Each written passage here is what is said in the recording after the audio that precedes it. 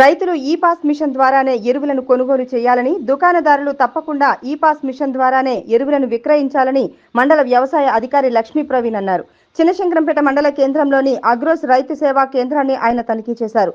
పలు రికార్డులను తనిఖీ చేసి ఈ పాస్ మిషన్లను పరిశీలించారు. అనంతరం ఆయన మాట్లాడుతూ ప్రతి వారం ఎరువుల దుకాణాలను తనిఖీ చేయడం జరుగుతుందని, రైతులు ఎరువులు కొనుగోలు చేసే సమయంలో ఆధార్ కార్డు ద్వారా ఈ పాస్ మిషన్ ద్వారానే కొనుగోలు చేయాలని ఆయన రైతులకు సూచించారు.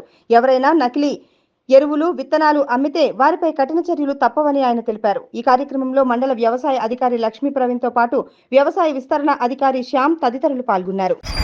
నమస్కారం. ఫర్టిలైజర్ వెరిఫికేషన్ లో భాగంగా ఈరోజు శంకరంపేటలోని అగ్రోస్ రైతు సేవా కేంద్రంలో విజిట్ చేయడం జరిగింది. దీనిలో మనకి యూరియా మరియు డిఏపి ఎంత స్టాక్ ఉంది, ఈ పాస్ మిషన్ టాలీ అవుతుంది లేదా, అలాగే స్టాక్ పొజిషన్ ఎంత అని మీకు డీలర్ దగ్గర ప్రతి వారం మాకు రిక్వెస్ట్ చేయాల్సి వస్తుంది. కాబట్టి ఈరోజు విషయము స్టాక్ టాలీ అంతా బాగానే ఉంది.